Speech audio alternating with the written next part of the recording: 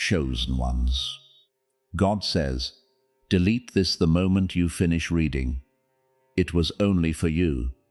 What if the reason this message needs to disappear the moment you finish it is because it was never meant to be shared, discussed, or explained to anyone else, only received privately, exactly by you?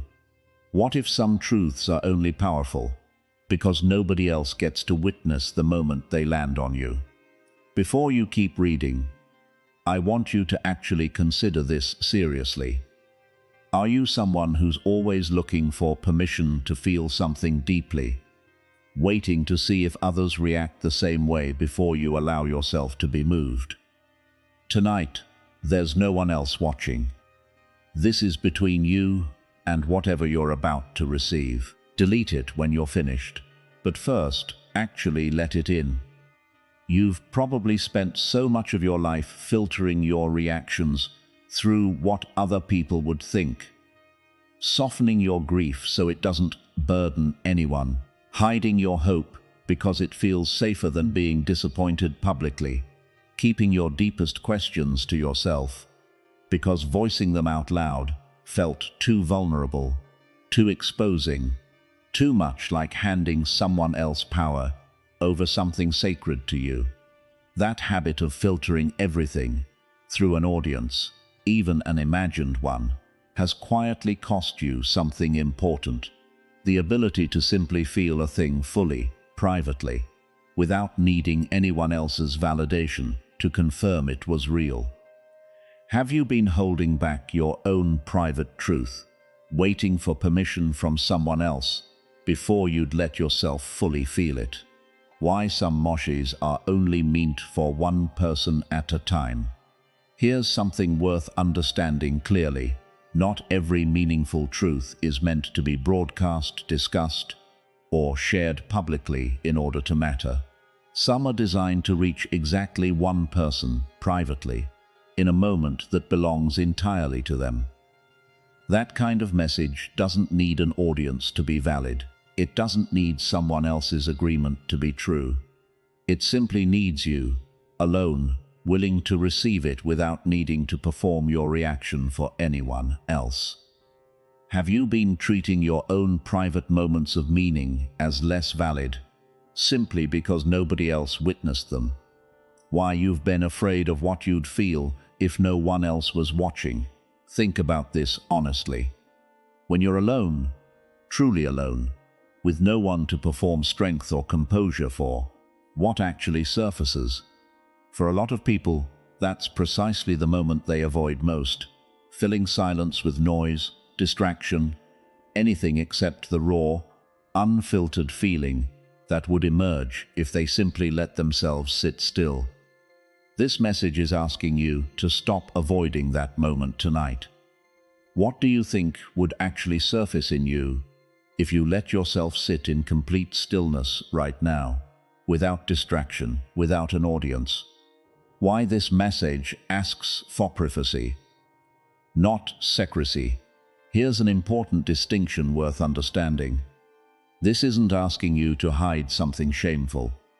It's asking you to protect something sacred. Privacy and secrecy aren't the same thing. Secrecy hides because something is wrong.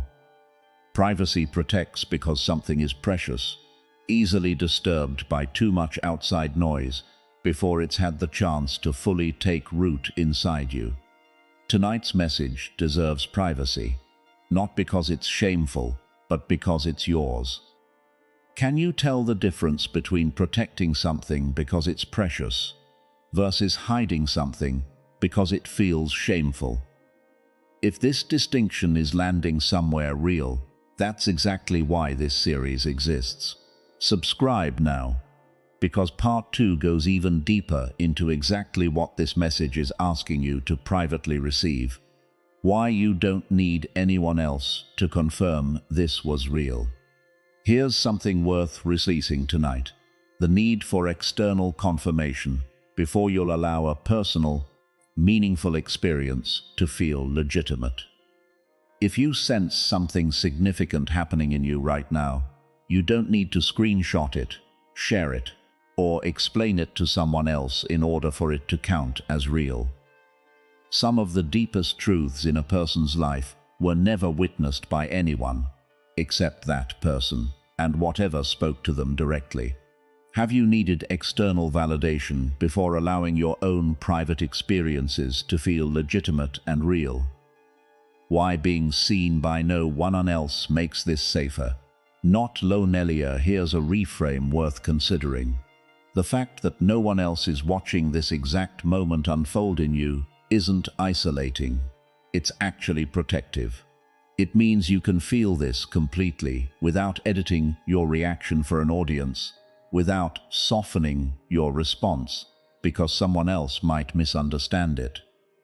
Full, unfiltered feeling requires exactly this kind of privacy. What feels like loneliness in this moment is actually the safest possible condition for genuine transformation to occur. Could the privacy of this exact moment actually be protecting your ability to feel something completely, rather than making you more alone? Why this message isn't meant to be analyzed, just sieved. Here's something worth releasing right now. The instinct to immediately analyze, categorize, and intellectually process everything you're reading, rather than simply letting it land. Some messages are meant to be received the way you'd receive warmth from sunlight. Not something you dissect and explain, just something you let touch you directly. Tonight isn't asking for your analysis, it's asking for your presence. Can you resist the urge to immediately analyze this and simply let it land instead, without needing to fully explain it yet? If this permission to simply receive is landing somewhere real, that's exactly why this series exists. Subscribe now, because part 2 continues exploring exactly what this private message is asking of you. Why you've been carrying something that was never meant to be shared with everyone. Here's something worth considering honestly. There's likely a specific pain, a specific hope, a specific question you've been carrying that you've never fully voiced to anyone, not because you're hiding it, but because it was never meant for public sharing. It was meant to be brought here, privately, into exactly this kind of quiet, undistracted space, and finally acknowledged directly, rather than continuing to be carried in silence indefinitely. What have you been carrying privately that you've never voiced aloud to anyone, that might actually need to be acknowledged right now? Truth for tonight, this message was never meant to be discussed, debated, or shared before you'd fully let it reach you first. It was meant to arrive privately, exactly for you, in this exact moment of stillness, asking nothing more than your genuine presence and willingness to receive it without an audience watching. What you do with it after tonight, whether you delete it or keep it, matters far less than whether you actually let it in fully, right now, while it's still just between you and whatever sent it. If you let this message fully reach you tonight, without needing to explain or share it with anyone else first, what do you think would actually shift in you? You've spent so much of your life filtering your deepest truths through the question of what others would think, waiting for permission to feel something fully before allowing yourself to actually feel it. Tonight, there's no audience. There's only you, and whatever this message was always meant to bring you. This is only part 1. Part 2 goes deeper into exactly what this private message is asking you to finally acknowledge and release. If this message reached something real in you tonight, don't let it end here. Subscribe now, because part 2 continues exactly where this left off. This was only for you. Let it in before it's gone. We talked about why this message deserves privacy rather than analysis, and why you don't need anyone else's confirmation to let it be real for you. So today, let's go further. Now that you've let yourself sit in that private stillness, What is this message actually asking you to acknowledge? Because privacy alone isn't the point. It's what you finally allow yourself to admit. Once no one else is watching, that actually matters. Are you ready to name it? Here's what tends to happen even in genuine privacy. People still hold back from themselves. You can be completely alone, with no possibility of anyone else finding out, and still refuse to fully admit something to your own heart. Because saying it, even silently, makes it undeniably real in a way that vague, unnamed discomfort never quite does. That self-censorship, practiced for so long, becomes a habit that's hard to break even when privacy finally makes honesty safe. Have you ever been completely alone, with no risk of anyone finding out, and still held back from admitting something fully to yourself? Why naming something privately still requires real courage? Here's something worth understanding clearly. Courage isn't only required when facing an audience. It's required just as much, sometimes more, when facing yourself in complete privacy. Speaking a hard truth to your own heart, with no one else to hear it, still demands honesty you might have avoided for years. That kind of courage doesn't get witnessed or applauded by anyone. But it matters just as deeply, maybe more, because it's entirely uncorrupted by performance. Are you willing to be honest with yourself right now, even though no one else will ever know whether you actually were? Why you've been calling it something smaller than it actually is. Here's something worth examining honestly. Sometimes we minimize our own pain, our own longing, our own fear, by calling it something smaller than it actually is. I'm just tired, instead of admitting genuine exhaustion with an entire direction of your life. It's fine, instead of admitting real hurt over something that hasn't healed. That minimizing language protects you from the weight of the full truth, but it also keeps you from ever actually addressing what's genuinely there. What have you been calling something smaller than it actually is, simply to avoid facing the full weight of it? If this is landing somewhere real, that's exactly why this series exists. Subscribe now, because part 3 goes even deeper into what happens once you finally name this honestly. Why this moment of prophecy is asking for your full-size truth. Here's something worth doing right now, in this exact moment of privacy. Name the thing you've been calling smaller than it actually is, using its full, honest size. Not "I'm a little stressed," but the actual depth of what you're carrying.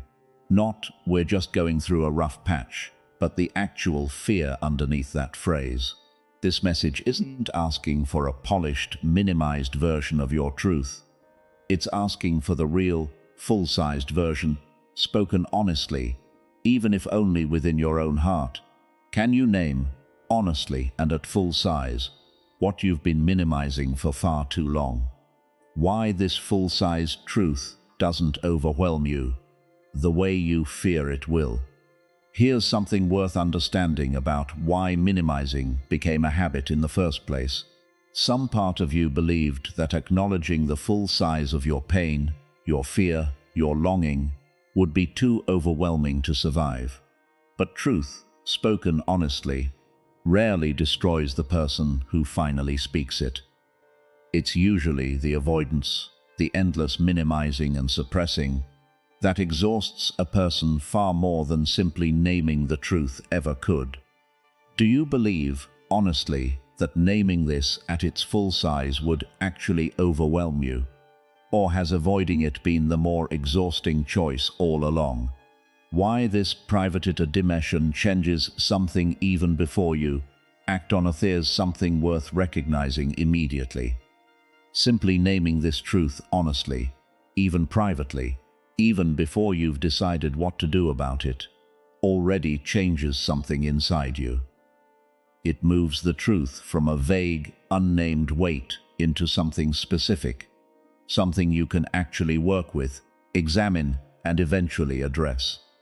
That shift from vague to named matters more than people realize, because vague pain is impossible to resolve, while named pain finally has a shape you can respond to. Can you feel a shift already happening, simply from naming this honestly, even before deciding what comes next? If this shift is landing somewhere real, that's exactly why this series exists. Subscribe now, because part 3 continues exploring exactly what to do with this named truth. Why you don't have to solve this tonight. Here's something worth releasing completely: the pressure to fully resolve, fix, or address this truth entirely tonight, in one sitting, simply because you've finally named it honestly. Naming it is enough for tonight. The next steps, the actual work of addressing it, can unfold gradually over the coming days and weeks. Tonight's task was simply honesty. That's already significant enough on its own. Can you release the pressure to fully solve this tonight, and simply let honesty be enough for right now? Why this truth being privately doesn't mean it stays hidden forever. Here's something worth clarifying as this journey continues. Naming this truth privately tonight doesn't mean it has to remain a secret forever. There may come a time, later, when sharing this with someone you trust becomes exactly the right next step. But tonight wasn't about deciding that yet. Tonight was about you finally being honest with yourself first, before considering whether or how to bring anyone else into it. Is there someone you might eventually trust with this truth, even though tonight was specifically about naming it honestly to yourself first? Truth for today: you've spent tonight doing something that required real courage, even without an audience to witness it. Naming something honestly, at its full size, instead of continuing to minimize it the way you have for so long. That honesty doesn't need to be shared or explained to anyone else in order to matter. It already changed something in you, simply by finally being spoken, even silently, within your own heart. If you carried this honest naming forward into tomorrow, rather than letting it fade back into vague, unnamed avoidance, what do you think would actually shift in your life? You've learned something today that required real courage, that naming your truth at full size, even privately, changes something significant, and that you don't need anyone else's witness or permission for that honesty to matter completely. Stay honest with yourself. Let this named truth be enough for tonight. There's more ahead. Part 3 goes into what happens once you've named this honestly, and how to begin actually addressing it gently over time. If this message is helping you see yourself more clearly, subscribe now, because Part 3 continues exactly where this left off. You named it. That already matters more than you realize. What if this exact combination, this exact timing, this exact readiness in you, this exact message arriving at this exact moment of your life, will never happen again in quite this same way? What if the reason this journey has felt so significant isn't because these words are rare, but because the version of you receiving them right now is rare, existing only in this specific window that's already beginning to close? Tonight, we bring this entire journey to its true close, by understanding something that changes how you'll remember all of it, why this doesn't repeat, and why that makes it matter more, not less. You've probably wondered, somewhere across this journey, whether you could simply return to this later if you needed to, re-watch it, reread it, recapture the exact feeling you experienced the first time through. That assumption that meaningful experiences remain available on demand has quietly protected you from fully committing to this moment, because some part of you believed there would always be a next chance to fully engage if you missed something the first time. Have you been treating this entire experience as something you could always return to later, rather than something genuinely limited to right now? Why the same words can never prots the same moment. Twice here's something worth understanding clearly. Even if you reread every word of this entire journey again tomorrow, next week, or next year, it will never produce the exact same experience it did tonight. You will be different by then. Your circumstances will have shifted, even slightly. The specific readiness that allowed tonight's words to land the way they did will have changed, replaced by whatever new readiness or resistance exists in you at that later point. The words might remain identical. The moment they're received into will never be the same twice. Can you understand why the same words, read again later, could never fully recreate what happened in you tonight specifically? Why you were specifically ready for this right now, not before, not later. Here's something worth recognizing about the specific timing of tonight. There was likely a version of you, months or years ago, who wasn't yet ready to receive this particular message, who would have read the exact same words and felt nothing significant at all. And there will likely be a future version of you who has moved past, needing exactly this message in exactly this form. Tonight exists in the narrow, specific window where you were finally ready precisely now, and not at any other point along your entire timeline. Do you recognize that you needed to be exactly who you are right now, at exactly this point in your life, for tonight to have actually mattered the way it did? If this is landing somewhere real, that's exactly why this series exists. Subscribe now, because there's more waiting for whenever your next specific window of readiness opens. Why rarity is what gives something. Its weight. Here's something worth understanding about why this only happening once actually matters, rather than feeling like a loss. Rarity is precisely what gives an experience its weight and significance. If meaningful messages arrived constantly, easily repeatable, always available on demand, they would lose the very quality that makes them transformative in the first place. Part of what made tonight land as deeply as it did was the sense that this specific moment mattered, that it wouldn't simply repeat itself indefinitely if you failed to engage with it fully. Understanding the rarity of this moment actually deepen how much it matters to you, rather than making you feel like you're losing something. Why this isn't the only message you'll ever make, just the only one like this one. Here's something worth clarifying, so this doesn't feel like scarcity or fear. This specific message, in this specific form, arriving at this specific moment, won't repeat.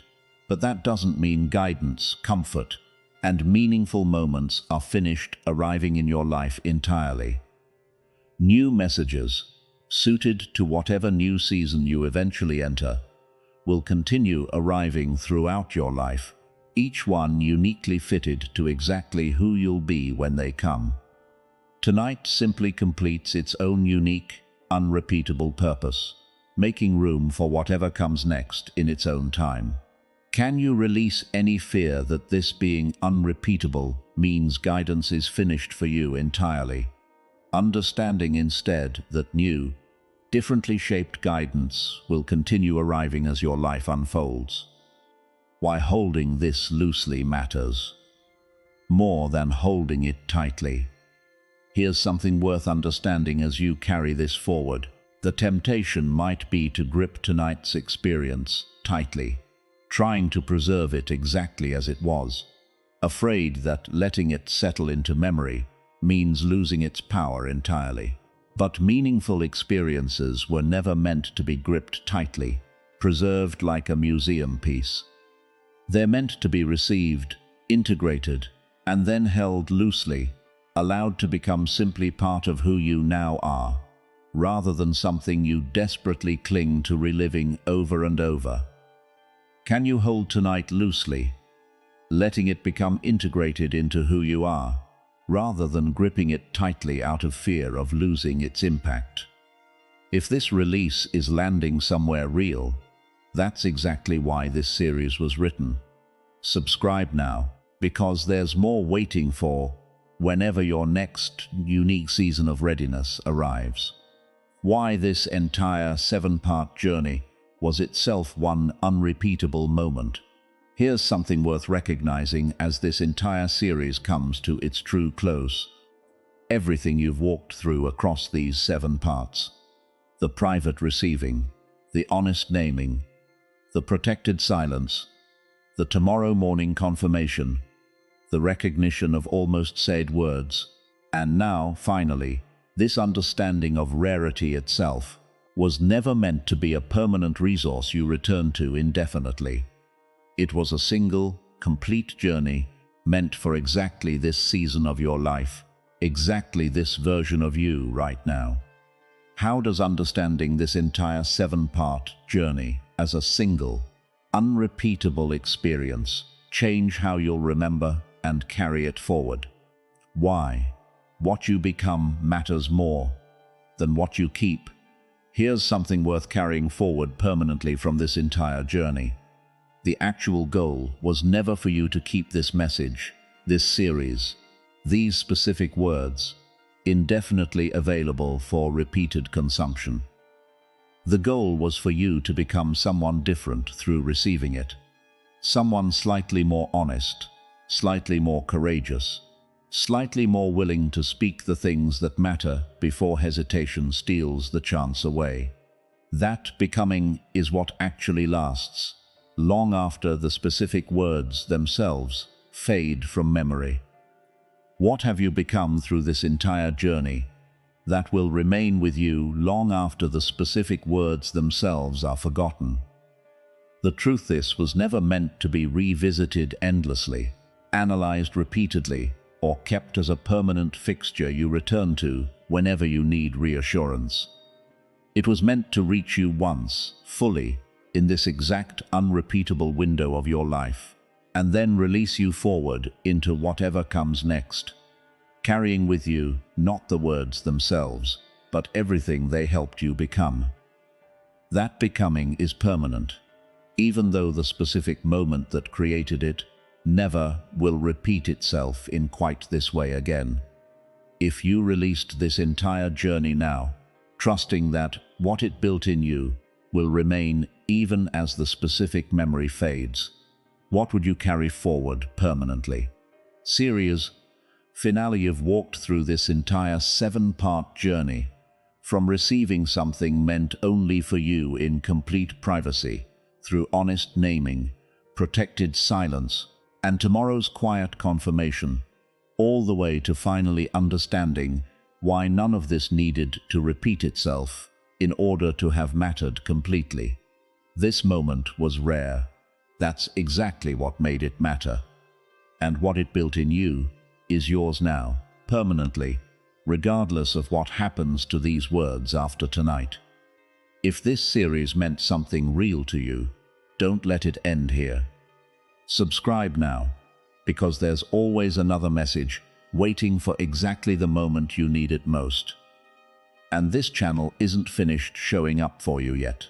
It was only for you. It happened once, and it already did what it came to do. God says, the person reading this has been chosen to break a generational curse. What if the exhaustion you feel isn't actually yours? What if you've been carrying a weight that started long before you were even born, and tonight you're finally being asked to set it down for good? What if the patterns you keep repeating, the relationships that fall apart the same way, the money that never seems to stay, the anxiety that feels older than your own memories, aren't actually about you at all, but about a chain reaching back generations, waiting for someone strong enough to finally break it? I want you to sit with this seriously for a moment, because tonight you're being told directly that someone is you. You've probably noticed it before. even if you never had language for it. The way certain struggles seem to run in your family, like a current underneath everything, showing up in different forms across different generations, but always circling back to the same core wound.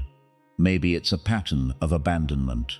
Maybe it's addiction or anger or a scarcity mindset that keeps everyone in your bloodline feeling like there's never enough.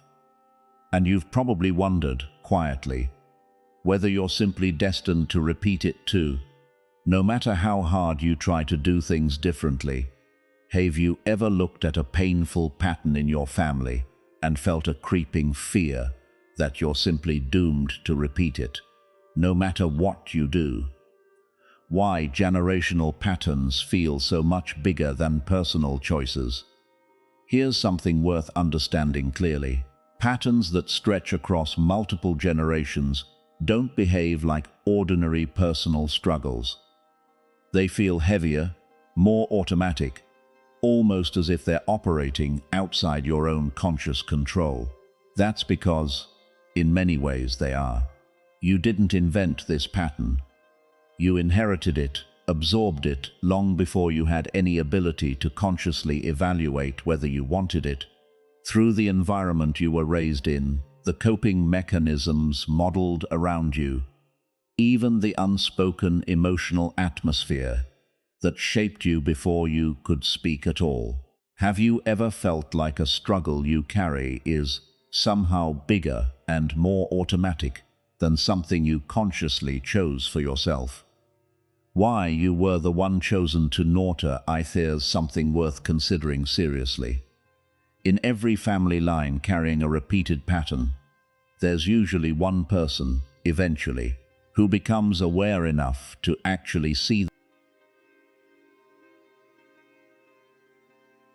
the pattern clearly for what it is, rather than simply living inside it unconsciously the way everyone before them did. That awareness itself is significant. Most people in the chain never reach this point. The fact that you're even asking these questions, sensing this pattern rather than blindly repeating it, already marks you as different from those who came before you. Have you noticed you're more aware of this pattern than others in your family seem to be? Almost like you were the one meant to finally see it clearly. If this is landing somewhere real in you, that's exactly why this series exists. Subscribe now, because part 2 goes even deeper into exactly how this pattern actually gets broken. Awareness alone isn't enough, but it's where everything starts. Here's something important worth understanding honestly.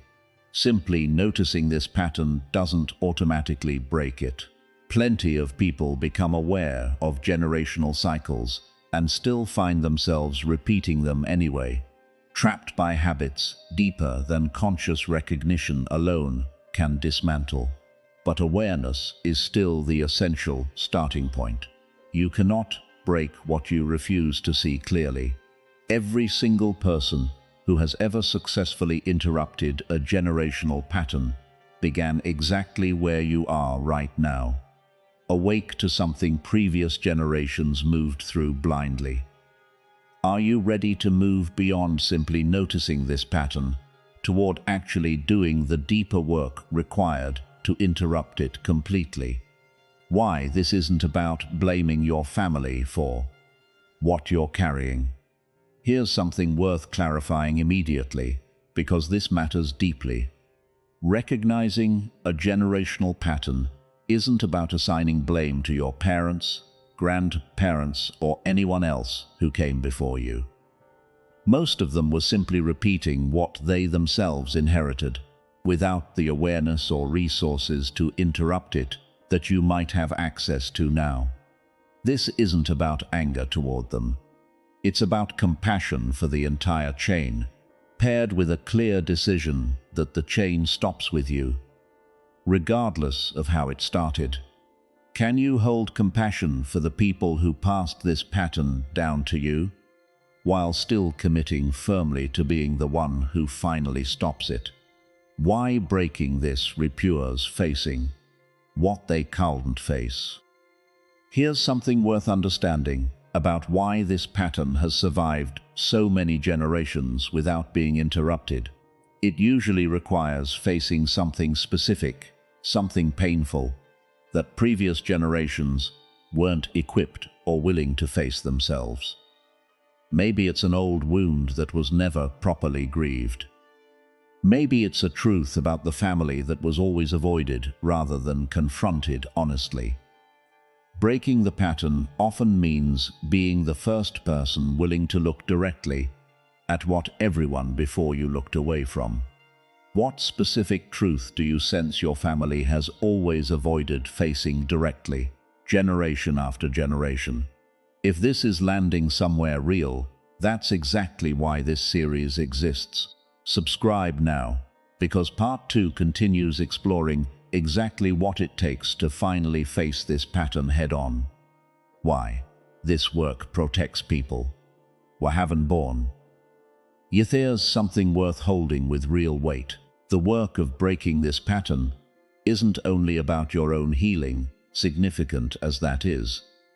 It's also about protecting people in your family line who don't exist yet, children and grandchildren who will either inherit this same painful pattern or inherit the freedom you fought to create instead. Every generation that successfully interrupts a cycle changes the entire trajectory for everyone who comes after them. Whether those future people ever know your name or understand exactly what you did on their behalf, does it change how seriously you take this work? Knowing it protects people in your family line who haven't been born yet. Why this doesn't fuel perfection, only genuine commitment. Here's something worth releasing immediately. The pressure to break this pattern flawlessly, without ever slipping back into old habits even once. Breaking a generational cycle is rarely a single, clean moment of total transformation. It's usually a messy, ongoing process, full of genuine progress mixed with occasional setbacks, all moving in the direction of freedom, even when the path isn't perfectly straight. You don't need to be perfect. You simply need to remain genuinely committed to the direction, even when the progress feels slow or incomplete. Can you commit to genuine, ongoing effort toward breaking this pattern without demanding flawless, immediate perfection from yourself? Truth for today: you were not chosen randomly to notice this pattern, to feel its weight more acutely than others around you seem to sense that something in your family line needs to finally change. That awareness itself is evidence of a specific assignment placed on you, one that requires courage, compassion for those who came before you, and genuine, sustained commitment rather than perfection. Tonight is simply the beginning of fully recognizing what's actually being asked of you. If you fully accepted that you were specifically chosen to break this pattern, rather than simply doomed to repeat it, how would that change the way you approach your own healing starting tonight? You've spent so long feeling the weight of a pattern that felt too big, too automatic, too deeply rooted to actually interrupt. But that weight was never proof you were doomed to repeat it. It was evidence that you're the one in your family line finally capable of seeing it clearly enough to finally break it. This is only part 1. Part 2 goes deeper into exactly what it takes to actually interrupt this pattern, moving from awareness into real, lasting change. If this message reached something real in you tonight, don't let it end here. Subscribe now, because part 2 continues exactly where this left off. You were chosen for this. Now begin, God says. The person reading this has been chosen to break a generational curse in part 1. We talked about the weight you've been carrying that started long before you were born, and why you were specifically the one in your family line aware enough to finally see this pattern clearly. So today, let's go further. Awareness was the beginning, but how do you actually interrupt something that's been repeating for generations? Because knowing a pattern exists and actually dismantling it are two completely different challenges. Are you ready to learn what real interruption actually requires? Here's what tends to happen even after someone becomes fully aware of a generational pattern. They try to break it through sheer willpower alone, gritting their teeth and forcing themselves to act differently, only to find the old pattern reasserting itself the moment they're tired, stressed, or triggered by something that echoes the original wound. That cycle of trying hard, slipping back, and feeling like a failure can become its own exhausting pattern layered on top of the original one. Have you tried to break a difficult family pattern through sheer willpower, only to find yourself slipping back into it during moments of stress or exhaustion? Why willpower alone was never enough to break something this deep. Here's something worth understanding clearly. Patterns this deeply rooted, passed down across generations, live in parts of you far beneath conscious willpower, in your nervous system's automatic responses, in emotional reflexes formed before you had language, in beliefs about yourself and the world that were absorbed rather than chosen. Willpower operates at the surface level of conscious decision-making. This pattern operates much deeper. That's why willpower alone, without deeper work, tends to fail exactly when you need it most. Has willpower alone ever failed you at exactly the moment you needed it most, especially under stress or exhaustion? Why naming the original wound matters more than managing the symptom. Here's something worth understanding about how real interruption actually begins. Most people spend their energy trying to manage the visible symptom of the pattern, the anger, the withdrawal, the anxiety, the specific behavior that keeps repeating, without ever tracing it back to the original wound that created it generations ago. Real interruption requires going further back, asking honestly what pain, what loss, what unaddressed trauma originally started this pattern, long before it reached you. Managing symptoms provides temporary relief. Addressing the root actually changes the trajectory. Do you know, or can you sense, the original wound that likely started this pattern generations before it ever reached you? If this is landing somewhere real, that's exactly why this series exists. Subscribe now, because Part 3 goes even deeper into actually addressing that original wound directly. Why your body remembers this even when your mind doesn't. Here's something worth understanding about why this pattern feels so automatic and hard to interrupt through thinking alone.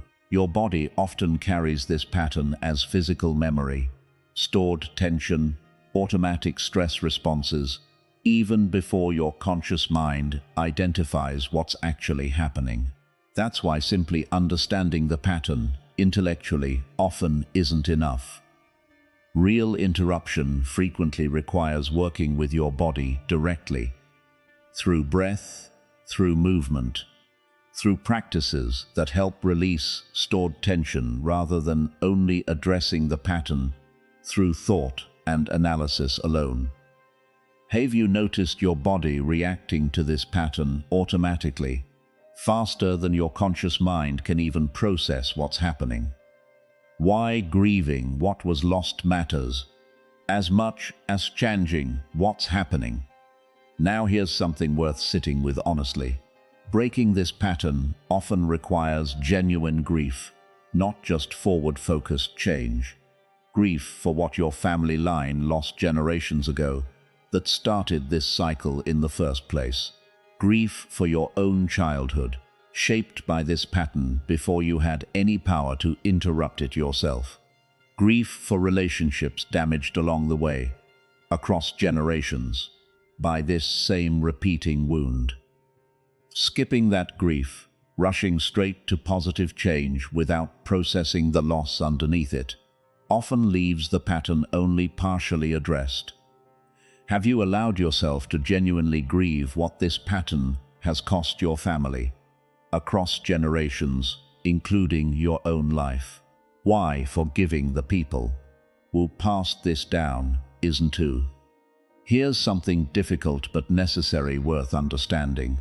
Genuinely breaking this pattern almost always requires forgiveness toward the specific people who passed it down to you, even when their contribution to this pattern caused you real pain.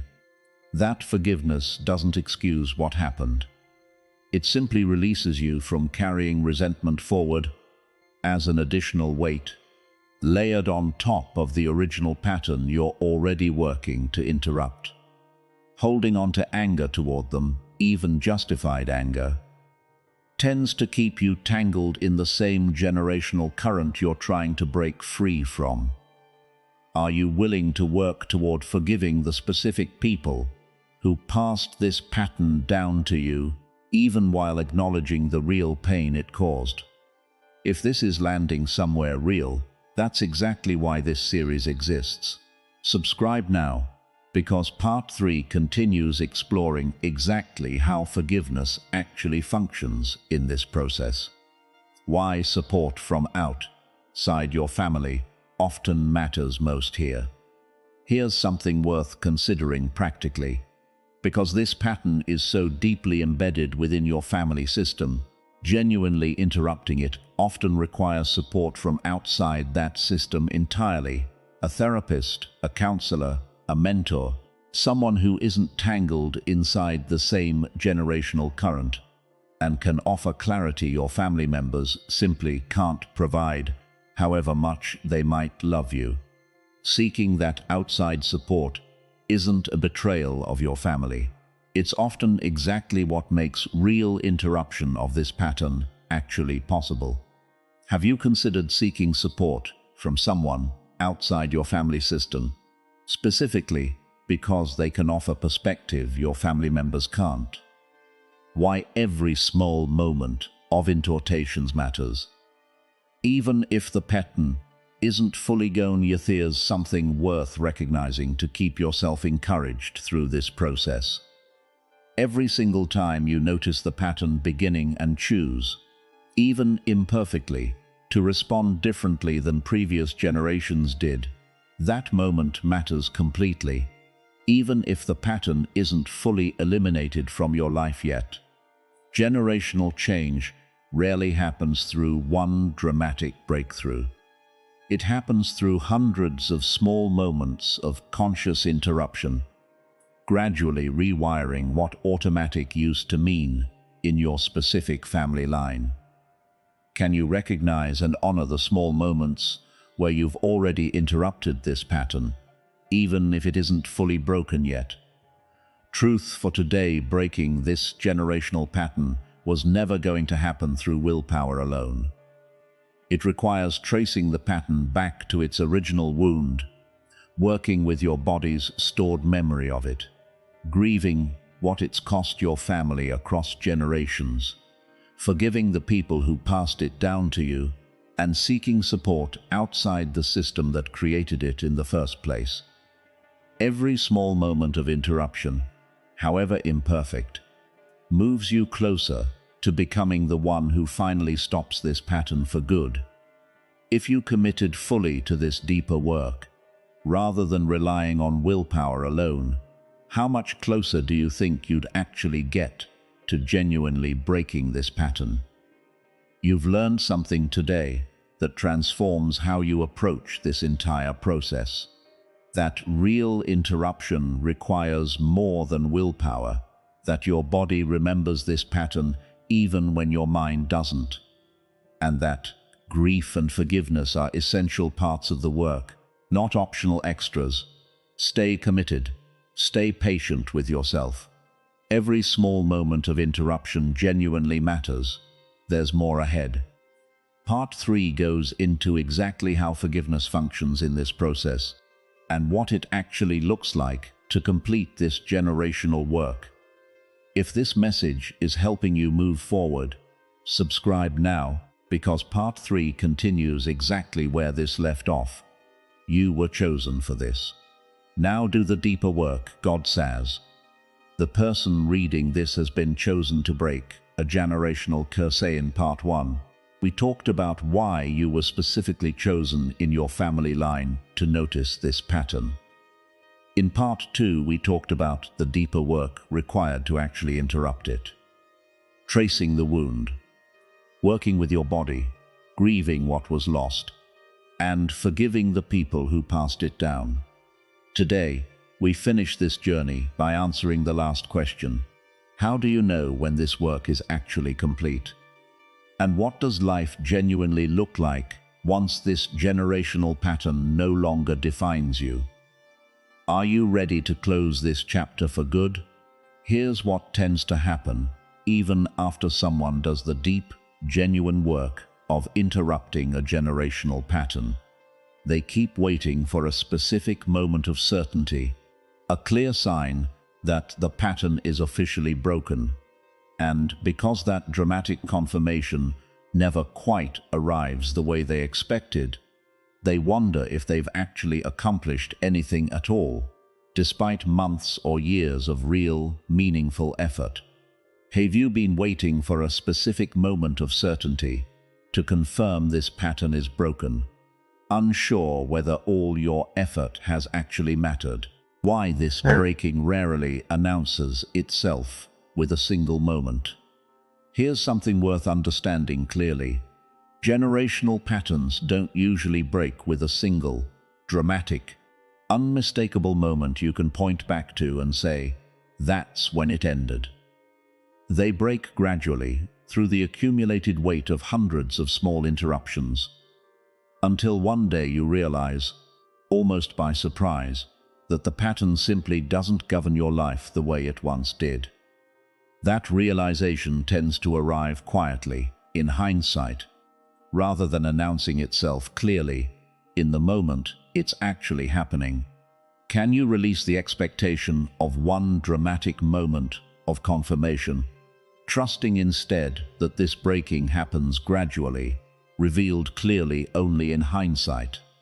Why you'll recognize it in how you respond to the old trigger. Here's something specific worth watching for as evidence this pattern is genuinely breaking. Pay attention to how you respond the next time you encounter the exact situation that used to trigger this pattern automatically. If you notice yourself pausing where you used to react instantly, choosing differently even in a small way, feeling the old pull without being completely controlled by it the way you once were, that response, however imperfect, is real evidence of genuine change happening beneath the surface. Has your response to the old trigger already begun to shift, even slightly, from how it used to happen automatically? Why this work protects the people already in your life, not just future generations. Here's something worth recognizing that extends beyond what we discussed in part 1. This work doesn't only protect people in your family line who haven't been born yet. It also protects the people already in your life right now. Your current relationships, your current children, if you have them, the people who interact with you daily, and either continue absorbing this old pattern or begin experiencing the freedom you've fought hard to create instead. The impact isn't only future. It's happening in your present relationships too, right now. Who in your current life is already benefiting, even in small ways, from the work you've done to interrupt this pattern? If this is landing somewhere real, that's exactly why this series exists. Subscribe now, because more of these truths are waiting for whenever your next chapter needs this kind of clarity. Why you might still feel the pull even after genuine breaking has happened. Here's something important worth understanding as you move forward. Even after genuine, lasting change has occurred, you might still occasionally feel the old pull, the familiar shape of this pattern trying to reassert itself, especially during moments of significant stress or exhaustion. That doesn't mean the breaking wasn't real. It simply means old neural pathways, formed across years and even generations, don't disappear entirely just because you've built new, healthier ones alongside them. The difference is that now you have a genuine choice in the moment, rather than being completely controlled by automatic repetition. Can you accept that occasionally feeling the old pull doesn't invalidate the real breaking that's already happened, but simply reflects how deeply rooted the original pattern was? Why this work qualifies you to help someone else in your family too. Here's something worth considering as this journey nears its close.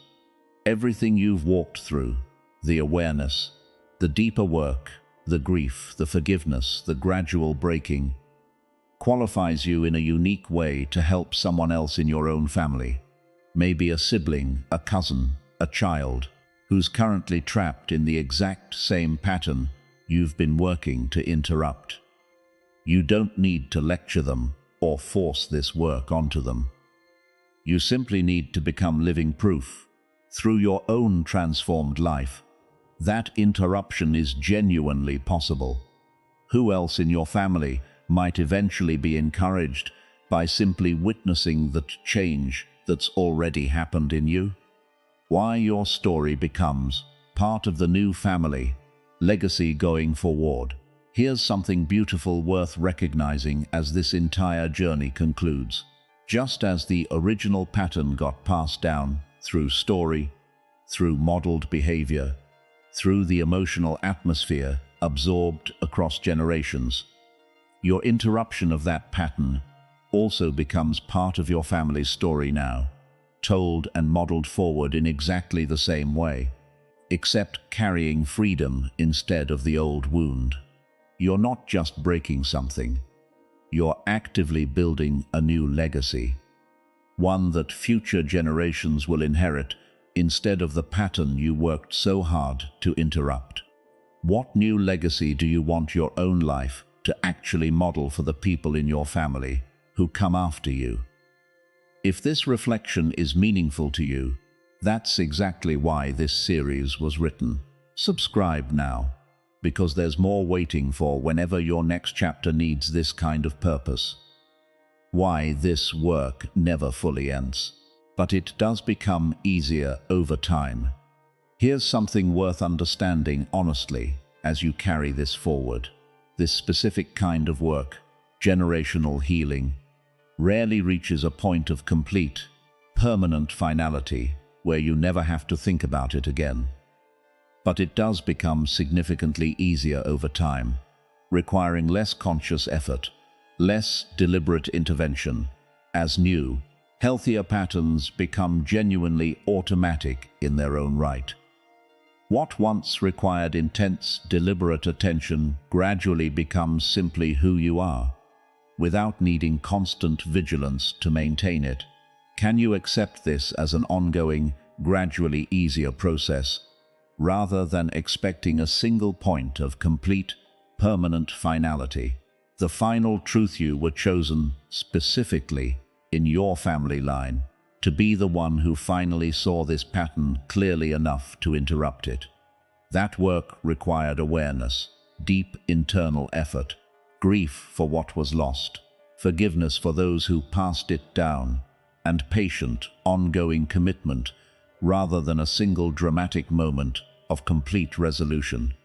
And through all of that, you've already begun changing the entire trajectory for everyone in your family line who comes after you, whether they ever fully understand what you did on their behalf or not. If everything you walked through in this journey was simply preparing you to become the one who finally broke this pattern for good, are you ready to carry that identity forward permanently? Series finale. You've walked through this entire journey, from first recognizing the weight of a pattern that started long before you were born. Through the deep work of tracing its origin, grieving its cost, and forgiving those who passed it down, to finally understanding that this breaking happens gradually, protecting both future generations and the people already in your life right now. You were chosen for this, and you're already doing it, one small moment of interruption at a time. If this series meant something real to you, don't let it end here. Subscribe now, because there's always another message waiting for exactly the moment you need it most. And this channel isn't finished showing up for you yet. The pattern stops with you. It already has.